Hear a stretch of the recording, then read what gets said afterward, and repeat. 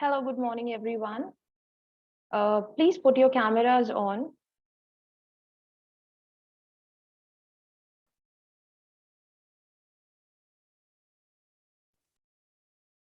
Good morning, Parishat Chumna ma'am. ค่ะสวัสดีค่ะ Can we have your brief introduction? Okay, hello everyone. I'm Dr. Parishat Nan from Khon University, Nakhai campus, Thailand. Nice to meet you. Same here, ma'am. Good morning, Mia Su ma'am. Am I pronouncing it right? Ma'am, please unmute yourself.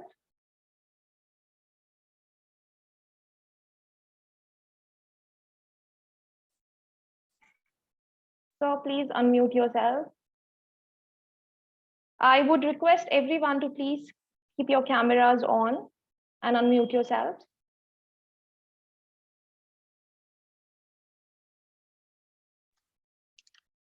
Hello, my name is Mei Hua Xu. I'm from Taiwan. Good morning, Mia Hashi. Good morning. Can we have a brief introduction from you? I'm from Taiwan, and now I'm a teacher in China University, and I'm a teacher trainer. So that is my topic. Okay. Also, thank you. Okay, you're welcome.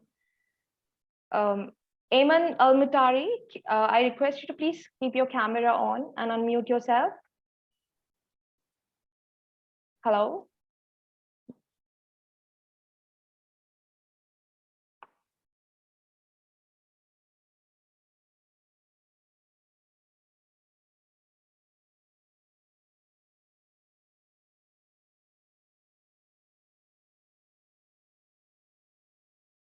Let other people join, then we'll begin with the further conference.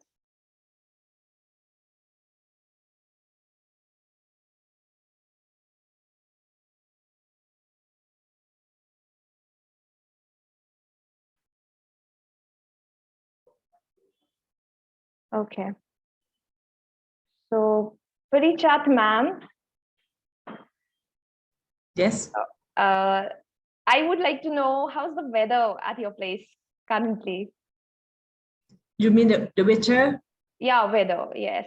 Oh, it's good. It's fine. Okay. Today, the weather is very good. And what is the status of COVID? Is it like under control over there at your place? But you COVID. mean COVID? Yeah. COVID situation. Yes. Okay. For now, the school are reopen now, and Okay. so I'm working at my university. Okay. So like, this is the first time for us to work at my at the workplace. Okay, that's good. That's great. Ma'am, Mia Hasu. Hey.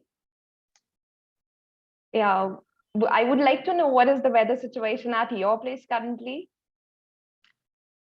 The COVID situation in Taiwan now is better and better. So we have less the cases for this month. So it's a good news for us, and we are planning to go back to school at in September. Okay. So that is okay for us. That's a great news. Yeah. So that means it's under control now. And people, yes. Okay. And okay, let's see if anyone else has joined. Iman Al-Mitari, please keep your camera on.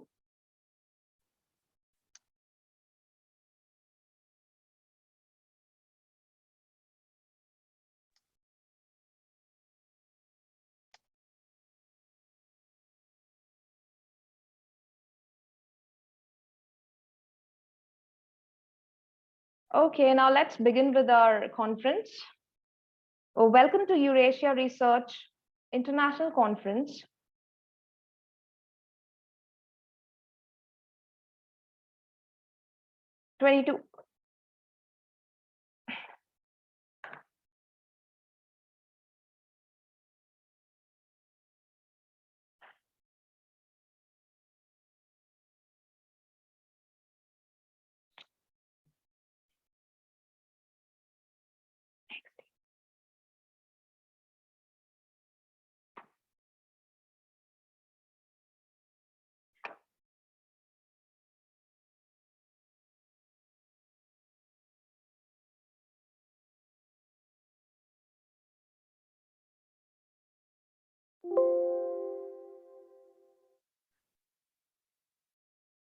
Today, we have participations from 6 countries around the world: Thailand, Taiwan, Bangladesh, Israel, Kuwait, India. We are broadcasting this conference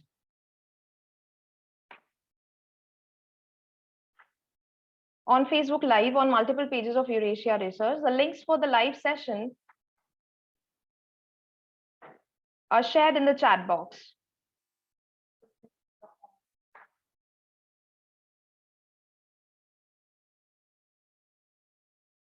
Hi, I am Abhilasha Sharma, your today's conference host.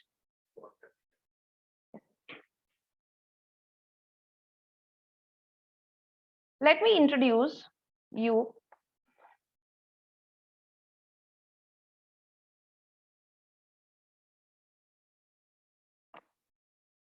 Let me introduce you, Eurasia Research, to you in a nutshell.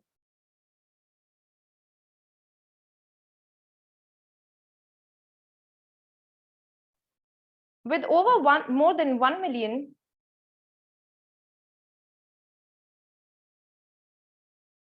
satisfied members and associates spread across the globe, Eurasia Research is a scholarly association who have been working for nearly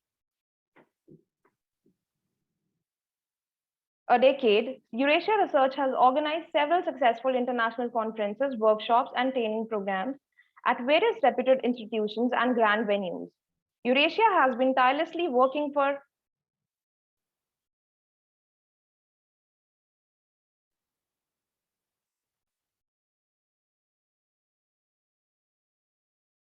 research world and have not stopped their endeavors even during COVID era, and have presented research community with online platform which was safe and convenient method to continue their passion.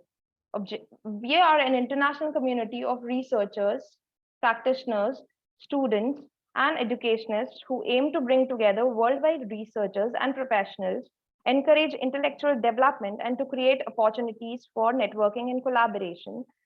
These objectives are achieved through academic networking, meetings, conferences, workshops, projects, research publications, academic awards, and scholarships. We provide scholarship to deserving candidates, to promote students and research scholars to participate in the international conference. Young researcher scholarship is provided in the form of a full registration fee waiver. We have vast experience of publishing papers for more than 7 years. Our associated journals publish original papers, review papers, conceptual framework, analytical and simulation models, case studies, empirical research, technical notes, and book reviews. We cater to more than 30 plus teams in the area of teaching and education and have registered ISSN and have following renowned indexing and Google Scholars cross-check, authenticate, Crossref, the Keepers Registry, Scribd, Portico, Road, Directory of Open Access, Scholarly Resources, OAI, PMH registered data provider, PKP Index. We will soon be applying for Scopus 2. We have a wide network of 100 plus internationally acclaimed keynotes across the globe who share their knowledge and guidance with our participants with open hands. We have a large number of committee members and advisors who support us and guide through their expert opinion and decision-making capabilities. We couldn't have thought of reaching here without them. We also encourage our participants to connect with more than 15,000 followers on our social media platform where they can share their research and interests, join our Facebook group, and be a part of the discussions by researchers and academicians. We also have several collaborations with universities, colleges, institutes to better serve all interested and like-minded intellectuals. With great enthusiasm and pride, we would like to announce our latest project, which is the Terra Fellow Program in Education. The program offers an opportunity to learn the key concepts and latest trends in the teaching industry from the academic stalwarts. We have launched free of cost for members of the Teaching and Education Summit for all researchers, practitioners, students, and educationists we would like to share some of our past participants' experience with you. Thank you for your patience and valuable time. Moving forward with the conference.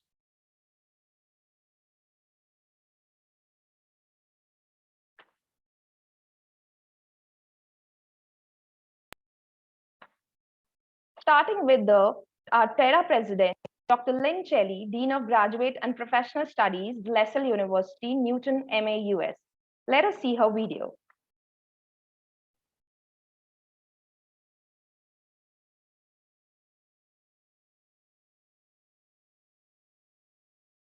Hello, my name is Dr. Lynn Chelly, and I'm the Dean of Graduate and Professional Studies at LaSalle University in Newton, Massachusetts, United States of America.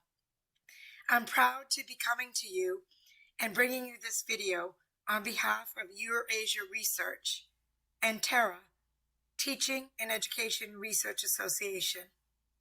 I have been a privileged member of this association for many years.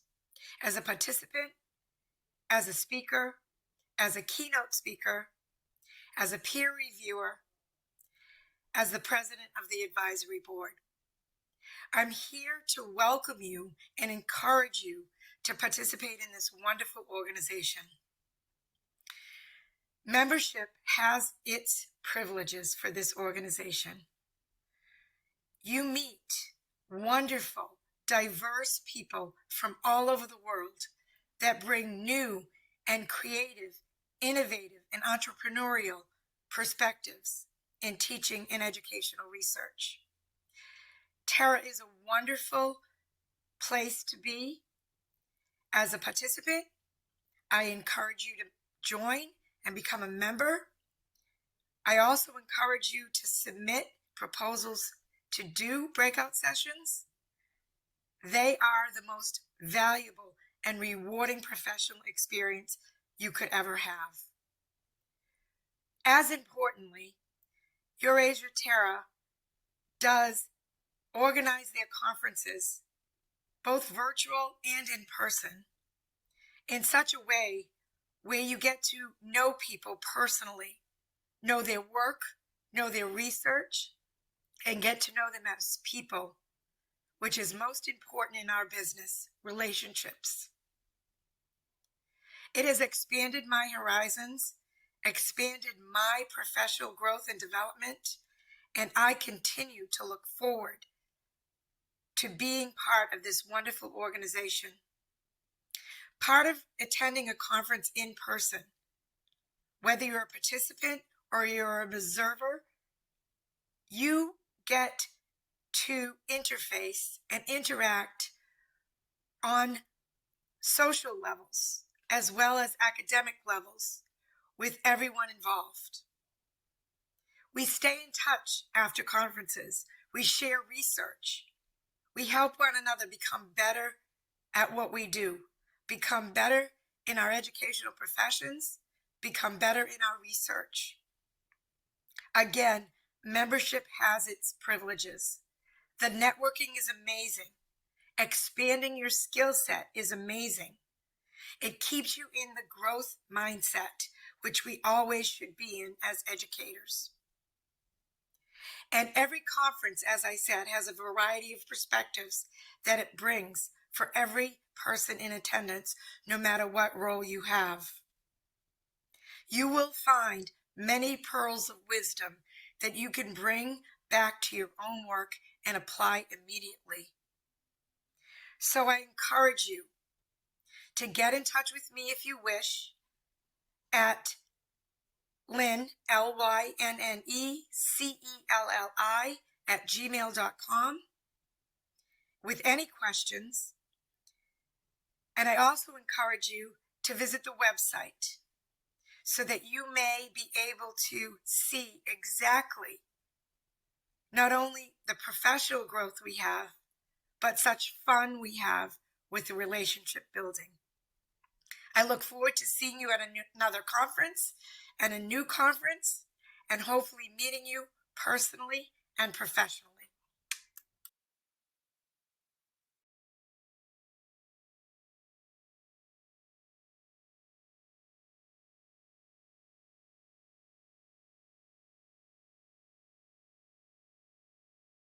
Thank you, President Lincelli, for your wonderful words. Let us move towards the conference.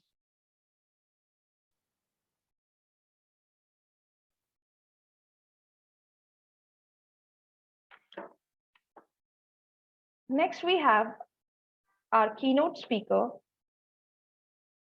eminent speaker, Dr. Hilda Hebicon Isioch, Lazarca Saint Junction, Mayondon, Los Banos, Laguna, Philippines. Let's see to her video.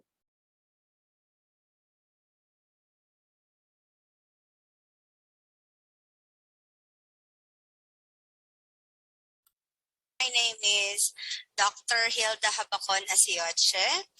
I am a single mom, a mother of 3 adorable kids, and I'm teaching for more than 13 years now. My inspiration is, of course, from our God Almighty, because all of us are experiencing a lot of things, and it's just vary from one person to another. But furthermore, other than that, we are all experiencing tough times, especially this past few years because of the pandemic. So actually, the motivation for me is the problem we are facing. Because I feel motivated because I'm struggling on how to teach my children, my students, because we cannot meet them. They are also struggling with the internet connection. And most of my students doesn't have parents to support them or to guide them while they are studying, because most of the parents are working and some even lose their jobs. So some of the children need to work also to help the family surpass this situation. So what we did is we actually think of ways on how to reach them. I think attending online conferences is better than the physical one, because the participants may attend even though they are far from each other, and it's less expensive. I mean, it saves money, it saves time and effort, and at the same time, we have the chance to get to know more researcher and those who are starting. And it's a great privilege for us to a newbie, a new researcher like me, because if this is not online, I don't think I can join because of course, the financial aspect should be considered as well. And joining here is the best experience I had during my studies, and it is actually something very, what do you call that, eminent experience, because I get to learn about other researches and how others conduct their research, and I also learn from other participants as well. Conference. Actually, I am already encouraging most of my friends. Whenever they are asking me about conferences, I always suggest Eurasia.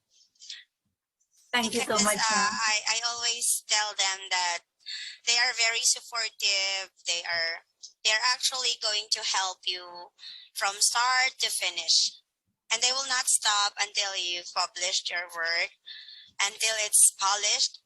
Because of course, as a researcher, when you are doing it, the flow of idea, you should you should write it all down before you consider other aspects. Because in writing, if you consider grammar while you are writing, you might be distracted. You might lose that idea you have in mind. So Eurasia helped me with that. They also helped me polishing my work, and they assisted me all the way until I finished.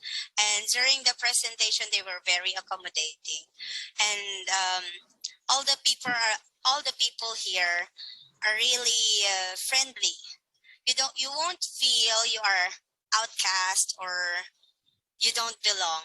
You will always feel that you're one of them, even though you're new here or you don't have any experience. Because I joined here, I don't have any experience joining conference. I haven't experienced presenting my work.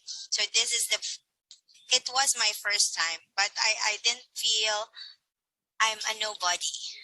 They made me feel like I'm someone really eminent, despite the fact that I haven't started speaking.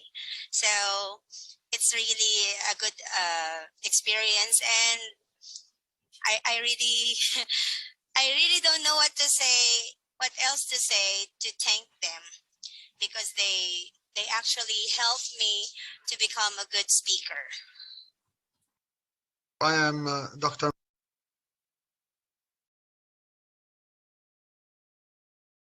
Thank you, Dr. Hilda Hebeken, for your wonderful words. Let us move towards our next slide.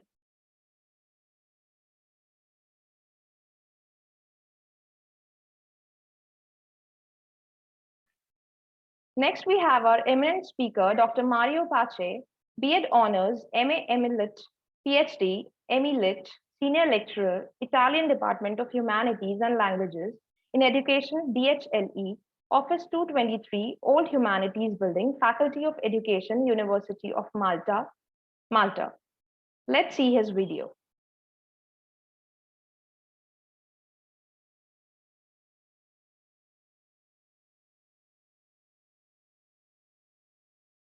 Mario Pacha from I lecture at I'm a resident senior lecturer at within the Department of Languages and Humanities of the Faculty of Education of the University of Malta. I think we all agree that the COVID-19 pandemic offered a great challenge to everybody, including researchers and people involved in education like myself. We had a choice practically. We either sit back and wait for the pandemic to pass, or else we had to find alternatives and we had to move on.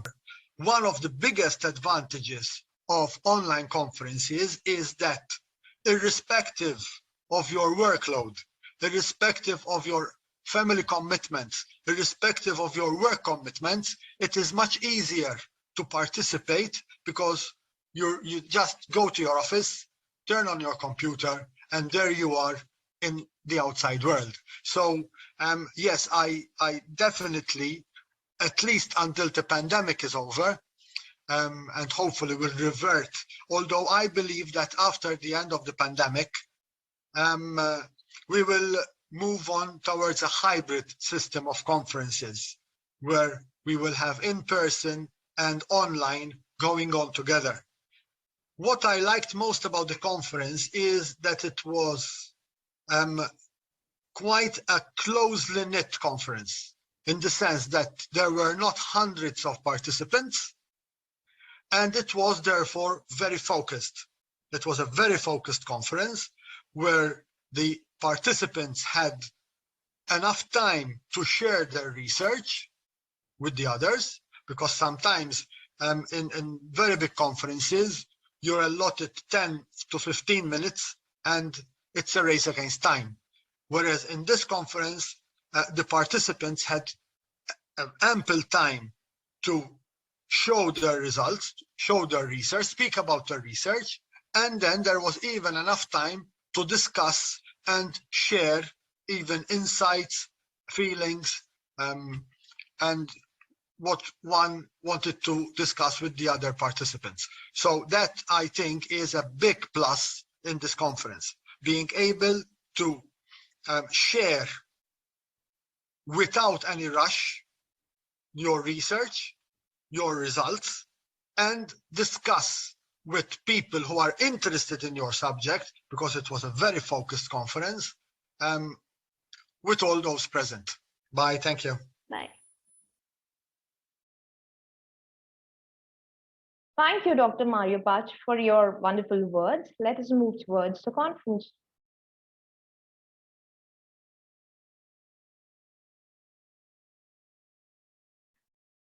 Today's conference schedule, session 1 would be keynote talk, session 2, team activity and photo session, session 3, technical talk. Rename your Zoom account with your full name in English. This will help us to record your presence. You may ask your questions related to the presentation in the chat section while the presentations are going on. All the certificates, receipts, and proceedings will be sent to the participants within a week on their mail ID. Moving ahead with the publication process. The publication process starts once the registration process is complete. The author needs to send their papers, consent forms, and reviewer details on the email ID convener@eurasiaresearch.info. The review reports will be sent to the author once the review process is over. The final stage of publication starts after receiving the revised papers from the authors. Please note that the publication process takes around 50 days after the conference dates if all the editorial guidelines are followed within the given deadlines. Next, we have our keynote speaker. Dr. Parichat Chunnan, PhD Assistant Professor of Faculty of Interdisciplinary Studies, Konkan University, Thailand. Our topic is how are teachers and students adapting during post-COVID-19 in Thailand? Dr. Parichat is a lecturer in the English for Business Management department at the Faculty of Liberal Arts, Konkan University. During 2016-2019, she has served as the Assistant Dean of the Faculty of Liberal Arts. At that time, she has been the Chair of English for Business Management department. Now she is teaching bachelor degree and master degree students. She had joined national and international conference in Thailand and abroad. She has served a reviewer for Panna Panatun Journal, Mahachulalongkorn Rajvidyalaya University, Nong Khai campus, Thailand since 2020. Her research interests are second language acquisition, teacher training, EFL learning and teaching, language learning, strategies, communication strategies, as well as intercultural communication. Gradually, she is invited to be a guest lecturer at a guest speaker in terms of English communication, English education, and English training for students, teachers, and staff in both public and private sectors. Let us see her video presentations.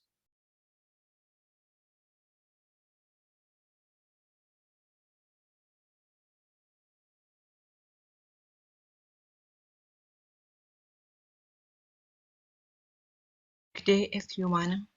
Let me introduce myself. My name is Assistant Professor Dr. Parichat Chunnan. I work at the Faculty of Interdisciplinary Studies, Konkan University, Nong Khai campus.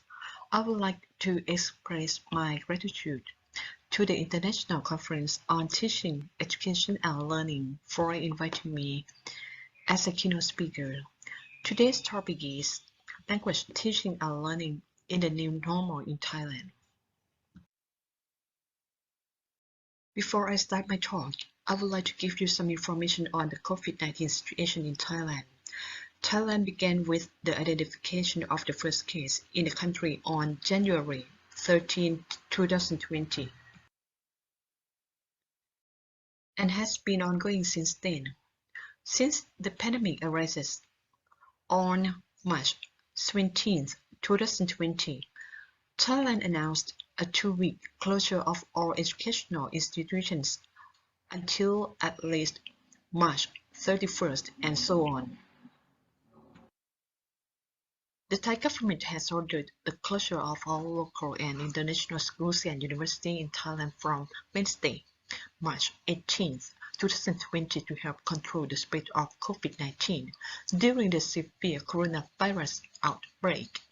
More distance teaching was being used instead of the normal classroom in order to prevent infections.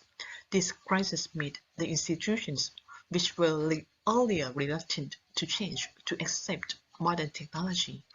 The COVID-19 pandemic has caused a rapid classroom to online teaching paradigm shift, which requires the integration of technology into teaching. This change was hurried and forced by circumstances, so this emergency online education are like of cautious design and development process These have raised many challenges for both instructors and students. Here are a summary of the difficulty in delivering emergency online learning. Those difficulties are technology, socio-economic factor, digital competence, assessment and supervision, heavy workload, self-regulation, compatibility, interactivity, and teaching style. Everything must have a beginning to effectively manage this shift. Teachers must develop their own ICT literacy in order to conduct their classroom through online platforms.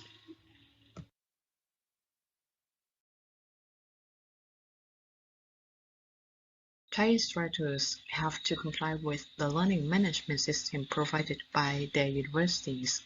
They needed to extensively study how to use various online platforms, for example, Google Meet, Zoom, and Microsoft Teams, to facilitate their online teaching. It's important to note that each LMS platform carries different teaching and learning advantages and limitations of which instructors need to be aware when delivering online lessons. So, we need to develop and improve our instructional management. A variety of workshops, for instance, online learning tools, and online testing, have been created and provided in order to help us to make use of them effectively. Meanwhile, learners are also required to be ready for online learning. During COVID-19 situation, learning management systems is essential in operating e-learning. Instructors tend to use Google Classroom and Moodle. Zoom and Google Meet are often used for online teaching. Instructors often use Line, Facebook, and email for classroom communication. Moreover, Google Form, Kahoot, Edpuzzle, Padlet, Canva, Zoom Poll are employed to create active teaching and learning activities in class. Studies and experience have helped us learn more about the online instruction in transmitting COVID-19. Some Thai researchers attempt to investigate issues of factors affecting online instructional management. For example, factors affecting online instructional management, perspectives of teachers and students towards online learning, learners' readiness for online learning, readiness factors and barriers in blended learning classroom, and the effectiveness of online learning tools. Watanakasiwit et al. 2021 investigated challenges of student-centered learning in Thai higher education during the COVID-19 pandemic. The results revealed that most instructors feel that student self-regulation and self-discipline, socio-economic factor, and limited interactivity are obstacles to students' online learning. They also were concerned about how to access students online and how to avoid cheating and plagiarism. So, these issues should be taken into consideration for developing and improving the quality of instructional management. As a matter of fact, there are various types of teaching and learning evaluation. A single assessment model cannot address all learning objectives. There is no such thing as a one-size-fits-all evaluation method. In terms of language teaching and learning evaluation, selecting an assessment method for assessing listening, speaking, reading, and writing skill must be done in accordance with the learning objectives. Nowadays, our school reopened nationwide after 2 tumultuous years of living with the pandemic. Students in all of the countries, 35,000 schools returned to physical classes. This is the new normal Thai education system during post-COVID-19. Coronavirus is a turning point of teaching and learning in Thailand. COVID-19 causes education reform in Thailand. Many institutions are creating and launching online learning courses. A variety of interesting online courses are provided and launched for everyone. Lifelong learning and self-learning styles are common in our new normal lives in the digital age. Nowadays, the metaverse opens up new doors for monetizing institutional education. Before the pandemic, classes were delivered in person and in real time by a professor to a small group of students. The growth of platforms such as Microsoft Teams and Zoom has altered this. Metaverse is the next chapter for the Internet. It enhances virtual education and learning. With these online platforms, lecturers can now teach in person to a live audience of students while also teaching an online class via Zoom. In terms of language acquisition, the use of technology in education has become necessary in the 21st century to strengthen the teaching and learning experience. Digital gamification is used in language teaching and learning activities. The goal of incorporating gamification into education is to create more appealing and effective learning experience for students. It is used to bridge the gap between what students learn and what they do in school. Moreover, gamification has become popular in online learning and educator professional development. In conclusion, education and technology are related in terms of language teaching and learning in the new normal. It is undeniable that technology provides students with easy to access information and explore new subjects. However, it is necessary to start from the principle of prevention and generate strategies that do not rely only on a single technology, but on several to ensure that our teachers and students are taken into consideration, or which is equally or more critical, that technological solutions do not harm those who are already disadvantaged, because no one should be left behind. Most importantly, according to education transformation, life skills, academic skills, and professional development should be taught and learned.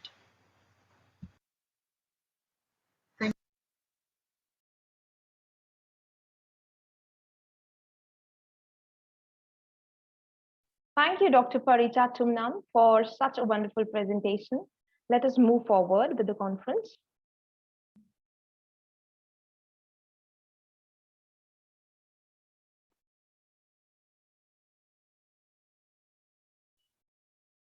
Next, we have the team activity and photo session. Let us proceed towards our team building activity. Sometimes we miss the opportunity of connection and linkage with fellow participants of the conference. This team activity is to encourage interaction among all the participants. One by one, we will share the views and solutions on the topic of discussion, and also we will be conducting a photo session during the same. The topic of discussion is the future of gender equality at work. Let us see the video.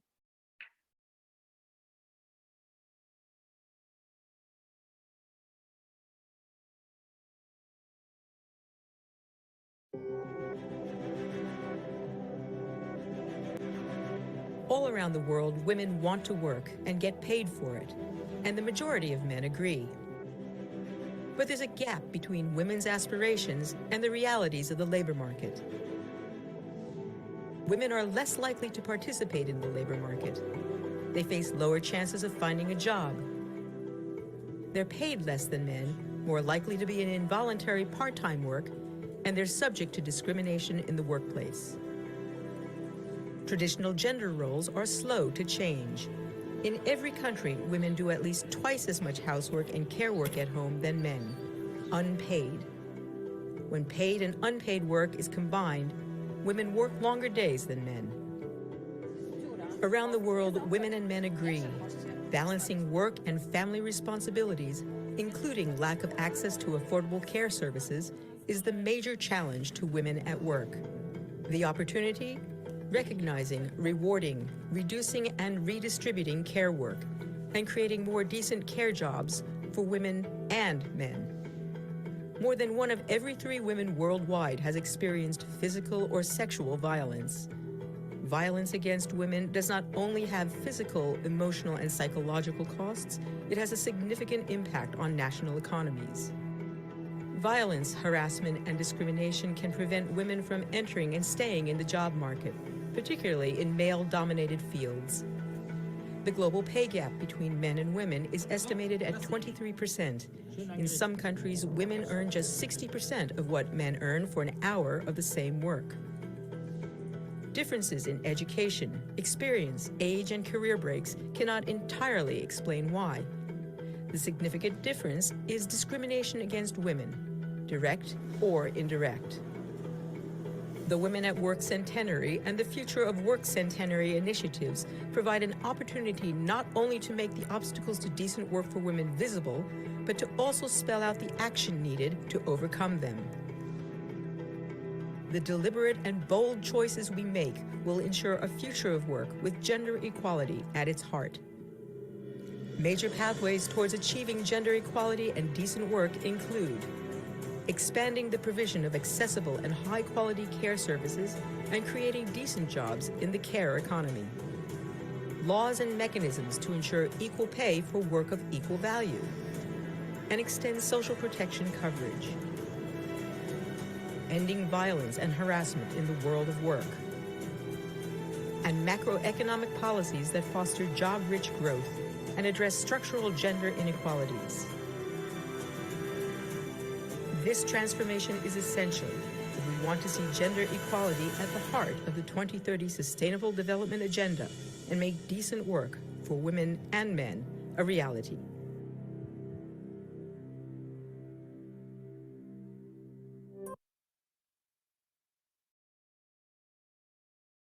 Okay, we've seen the video now, and I would like to know everybody's view on this video.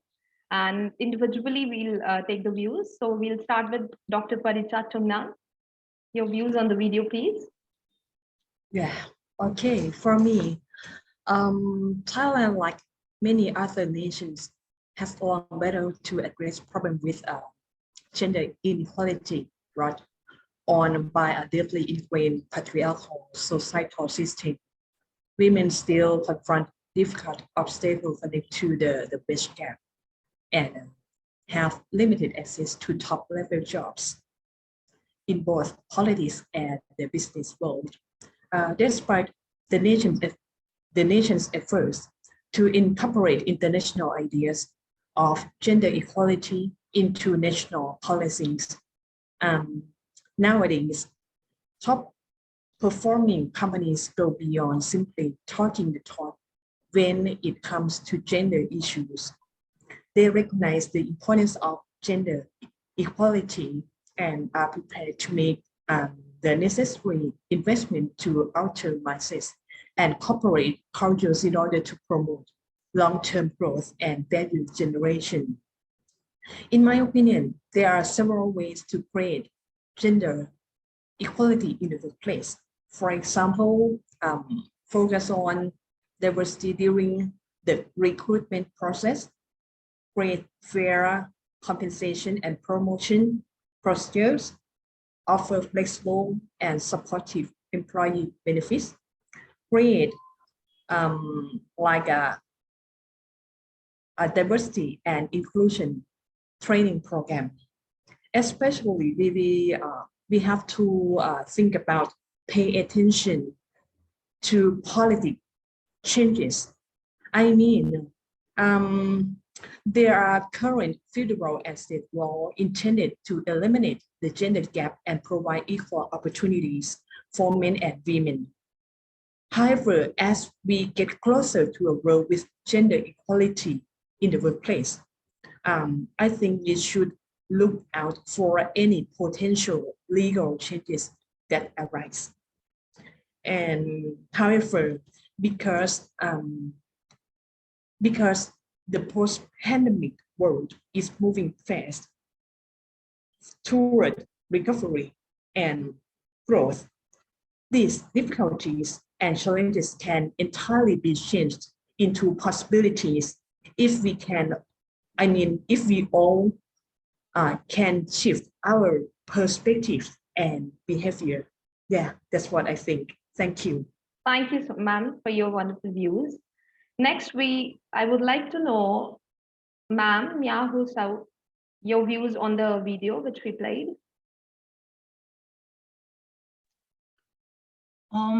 From the video, I think that it addressed a lot of the facts about women at work.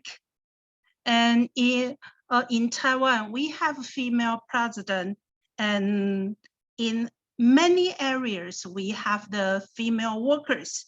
That seems we didn't have the gender inequality in Taiwan. However, in truth, there are some problems with women at work. For example, they are easier to be laid off when they are pregnant, but we don't lay off men who let women pregnant, right? In Taiwan, a lot of women have to face the problem when they are pregnant. They will be easier to be laid off because their boss think they cannot work for a long time. But we have, and the second problem is that the women has less pay than men in Taiwan. That is also like that. And most of the women will be asked to take care of their children first. And then after their children grow up, then they can go to the workplace. However, for women, some women didn't want to do that. But according to the traditional rules, they will always be asked by their parents-in-law to do that. So I didn't think in Taiwan the women is really on the right position or the equal position with men. But I think that that is a good issue to that a lot of people know that women have the ability and they have the right to have their own work. They have their own maybe personal identity from work. So I hope this situation can be changed soon, I think. Thank you. Thank you, ma'am. Thank you, ma'am, for your wonderful views on the theme video. Next, Iman Al-Mutari, can we have your views on the theme video? There? Okay, I guess there are some technical glitches. So let us move forward with the conference.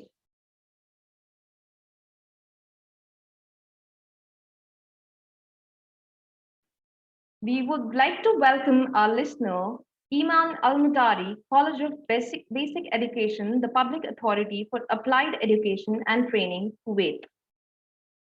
Next, we have our first presenter of the day, Mi Huastu, Department of Applied Foreign Languages, Qianan University of Pharmacy and Science, Tainan, Taiwan.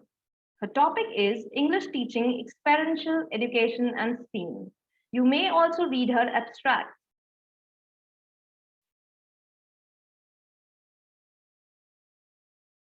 Let us see her video presentation.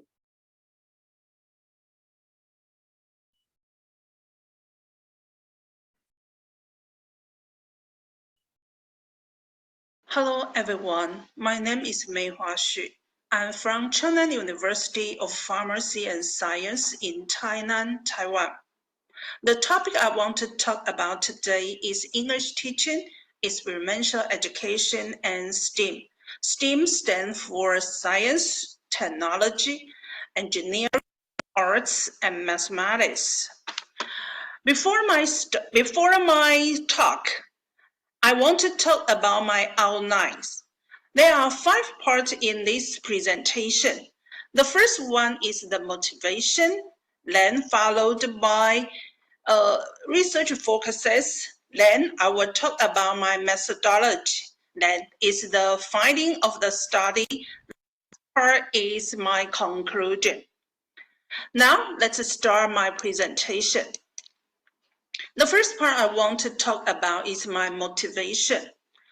The first reason that I conducted this study was that Taiwan is an EFL environment, English for foreign language. So many students has few chances to practice English after they leave in the classroom. Last, many students lack of learning motivations and they learned English passively. The second one is English textbook in Taiwan should be published under the rules of Ministry of Education in Taiwan, and that makes these books similar. Moreover, because of the presumption of students' English level, these books always emphasizing the simple words and limited sentences. Therefore, the achievement of young students' English learning is lower than its educators expected. Based on the reality of Taiwan's English teaching and learning, I designed a new teaching method to help young Taiwanese English learners. First of all, according to the idea of ESP, English for Special Purposes, I believe STEAM can provide young students with unusual words and sentences. Then, based on the philosophy of learning by doing, experiential education will make young students use learned English in the learning process, and then they have the chance to practice the English they learned. As a result, English teaching integrated with STEAM and experiential education might help young students with better learning outcomes and motivation. However, in the research process, the researcher found that college students' lesson planning and teaching changed. Their planning and teaching were improved than they have done before. Moreover, because of the study was applied in a cram school classroom, so not many young students participate in this study. The collected data were not enough for original data analysis. Therefore, the focus of this study shifted from young students learning to college students teaching. Then I will talk about the research focuses. Before the data analysis, the research focuses of this study were: the first one is young students' learning outcomes after they got the English teaching integrated with STEAM and experiential education. The second one is the change in young students' learning motivation after they involved in this unusual English teaching. However, at the end of this study, the focus changed to the differences between these college students' learning, lesson planning, and teaching. Now, let's talk about my methodology. In methodology part, I will talk. The first one I want to talk about is the participant. In this study, the participants were 4 senior college students who aim to be English teachers, and each of them took responsibility for one subject, as you can see in this table. The science teaching is taught by Joy. Anna is in charge of the technology instruction. Will taught the engineering part. Joyce in charge of the mathematics part. And in the arts instruction, These 4 participants were cooperated to complete the teaching task. Then the third part, I will talk about the task book. This is the task book in this study. Book 3 was the assigned task book. College students chose 1 unit in book 3 to be the topic of their lesson planning and teaching. The next part is the procedures. At the beginning of the study, the 4 college students were asked to plan a 14-minute lesson based on the assigned textbook.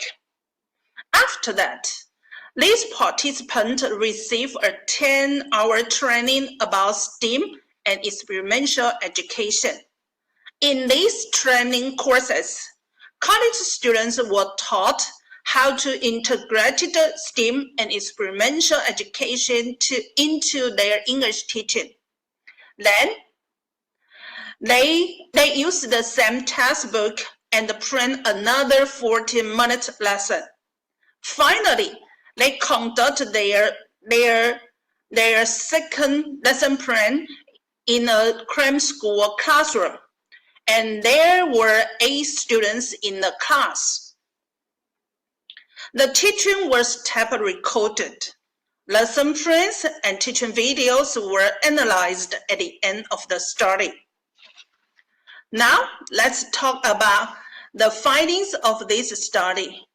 First, in the technology instruction, besides the required vocabulary, the college student taught new words related to young students' computer usage. That is, young students were asked to use PPT for a short talk, so they have learned how to make the PPTs for their short talk. In the lesson planning and teaching, college student Anna taught the vocabulary in the textbook. They were listed here and they were called required words. Meanwhile, the words must be used in computer usage were also taught. You can see it here, related words, such as search, download, add title, save, and so on. So you can find more words or teaching in the technology instruction. Secondly, in the engineering instruction, the college students' teaching was totally different from the textbook because of the hands-on experience that young students had in class. In the assigned textbook, the required words and sentences were listed here. We can see it bigger, smaller, faster, slower.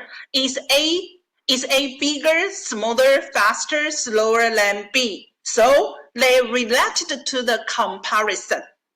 But after integrated with STEM and experiential education, college students will choose the topic action and reaction to help young students understand physics concepts and make comparison. The hands-on experiment in this lesson was to make a robotic car by Lego blocks, and this car can be an evidence of action and reaction. So you can see the words Lego, blocks, balloon, robot here. And the sentence is big balloon has more reaction. So we can find that the teaching, the words and the sentences the college student taught is totally different with the words and sentences in young students' textbook. Finally, we can see that in the mathematics instruction, the college student added some new sentences that are rarely seen in Taiwanese children's regular English education. The topic of math teaching was shapes, so the required words were triangle, rectangle, and so on. And the sentences were listed here. You can see that how many something do you see? What do you see in this picture? I see 3 triangles, such like that.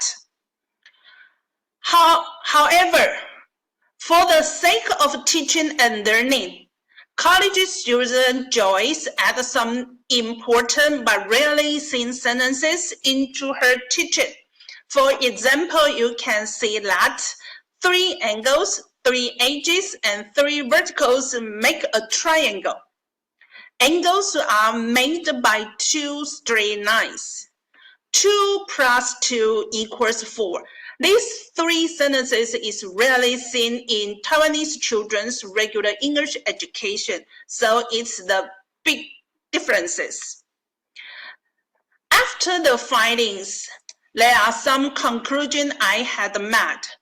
The conclusion of this study were first, the new pedagogy, its English teaching integrated with STEAM and experiential education might change the English teachers' teaching in Taiwan, especially the pre-service ones.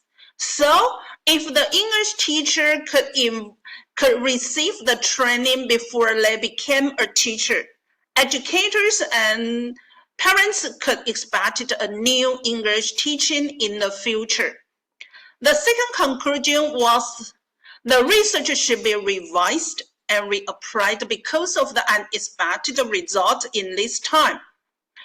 That means we should have a complete and well-designed plan to confirm the result of this study.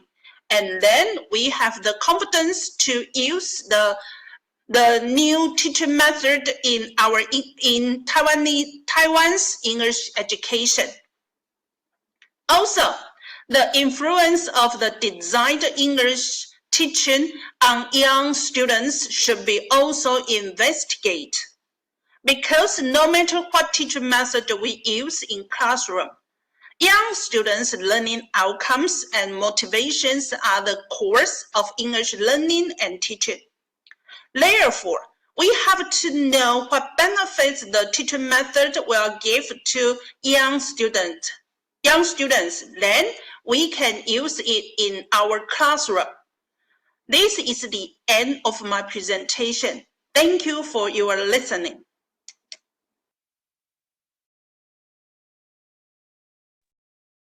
I would request all of you to please keep your cameras on. And if anybody has any questions regarding Mia Su ma'am's presentation, then you can put your questions in the chat box. The speaker will try to answer it over there. And thank you so much, Mia Su ma'am, for your such a wonderful presentation. Okay, let's move towards the conference now.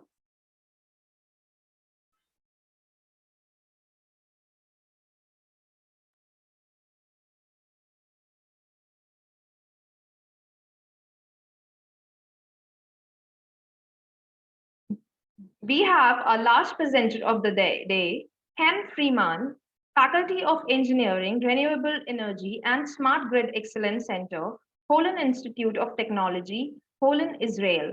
Topic, Active Children for Reducing Our Environmental Footprint and Teaching Civic Responsibility. You may also read the abstract.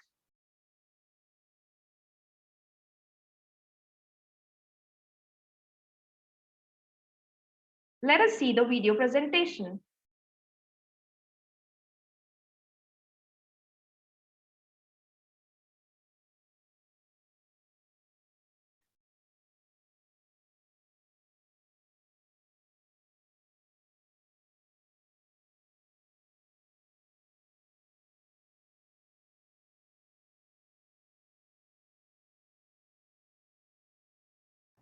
HIT, Holon Institute of Technology, was established in 1969 and became an independent public academic institute of higher education in 1999.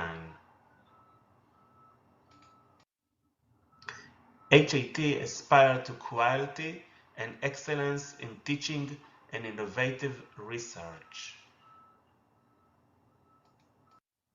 HIT train high-quality students in the realms of digital medical technologies, science, computer science, engineering, management, and design. And we have a special multidisciplinary study department. The Action Learning course is an academic course which involves academics learning and social activities. The courses deal with processes and social challenges, reveal different ideologues, and develop critical thinking and pragmatic ideas. Through experiments, students strengthen their academic skill, develop professional and civil perspectives, and realize how they can influence their future. Green Ambassador is an involved course which put together learning of students in the classroom and social doing to the community. The goal was that the young pupils would become Green Ambassador, children with environmental awareness. This period of global warming and pollution of land, sea, and air requires environmental awareness to ecological issues, as well as education of the future generation that will guarantee a better and greener future. That's exactly what we do in the Green Ambassadors course, which operates within the Department of Multidisciplinary Studies via the Dean of Students at HIT Holon Institute of Technology. Students acquire knowledge concerning ecology and the environment, then plan and develop effective experiential activities, teach and write scientific material. In addition, they are exposed to the various sectors of Israeli society, as well as the President's initiative, the Israeli Hope Program. Environmental and ecological knowledge is made accessible to the community and children of elementary schools in the following fields: air pollution, water pollution, soil contamination, waste and recycling, efficient use of energy, renewable energy, ecology, and sustainability. The program is offered at state schools in all sectors of Israeli society: secular,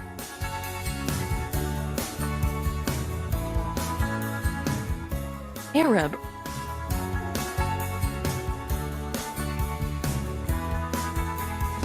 national religious,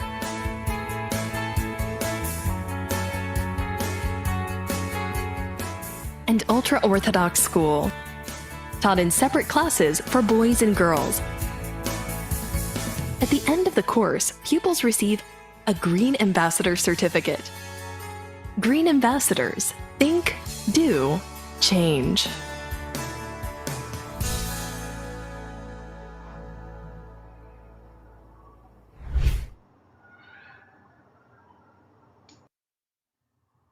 How should young pupils be taught about energy efficiency, and renewable energy? Before the COVID-19 and on the COVID-19 limitations. Before the COVID-19, as you see in the movie, the students go from the campus to the community. They visit in Revivim, in Elo Maria School, Yeshurun, Neve Shalom, Bnei Menachem, and Bnot Menachem. Under the limitation of the COVID-19, we couldn't go from the campus to the schools. We needed to do the course by the Zoom platform. The campus of HIT, located here in Holon, near Tel Aviv. In the last year, we worked with schools in Dimona. The students prepared the experimental kits in HIT campus in Holon, and we delivered the experimental kits to the pupils in Dimona by taxi before we start the course.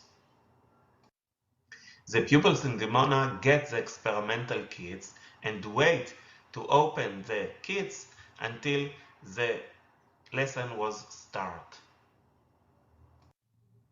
The Green Ambassador lesson to the pupils in Dimona was by the Zoom platform and include a Kahoot trivia question. The pupils in Dimona open the kits and perform the experiment together with the students in HAT in the Zoom platform in real time. When we examine the result of the Kahoot tests that we do for the pupils before the COVID, when the students go to the school and do the lessons, and after the COVID, when we work by the Zoom platform, we see that after the lesson, the pupils know very good the answer in frontalic learning and in synchronic online learning.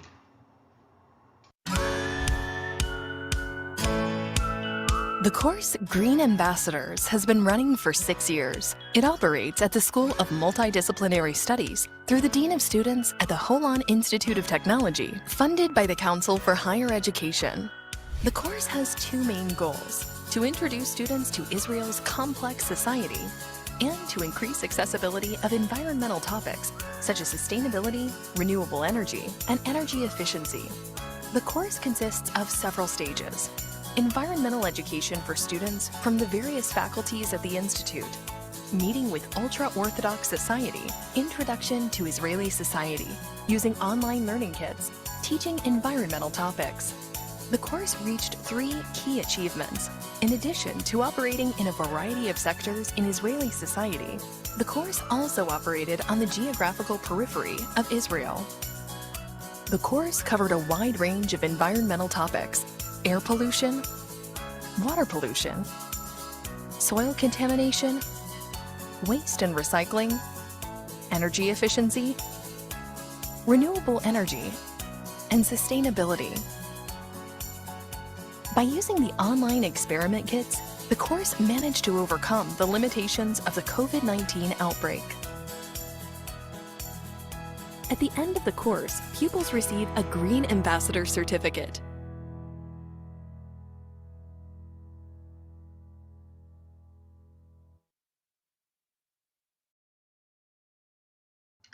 The Action Learning course Green Ambassador contribute to the society and for the future generation.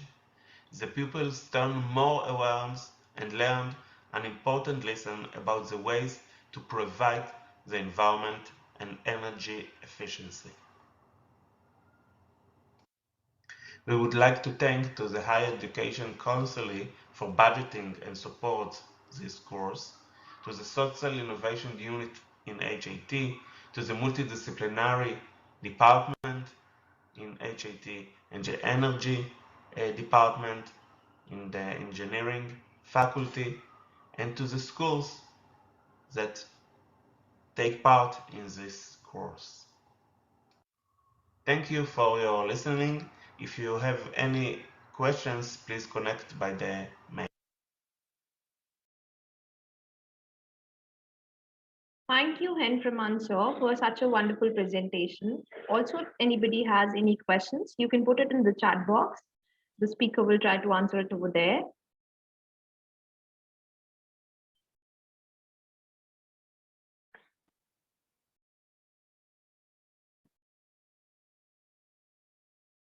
Thank you so much, everyone present there. With great pleasure and enthusiasm, I would like to conclude that the conference was a great success.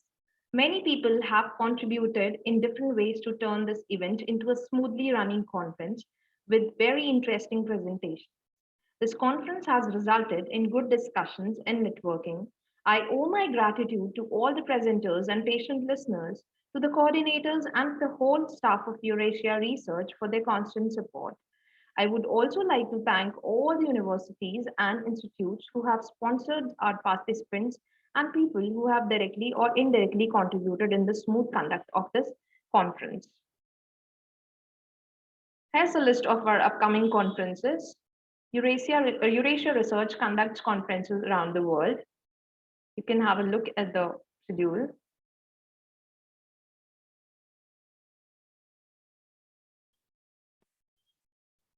Also, I would like to know your views about today's conference.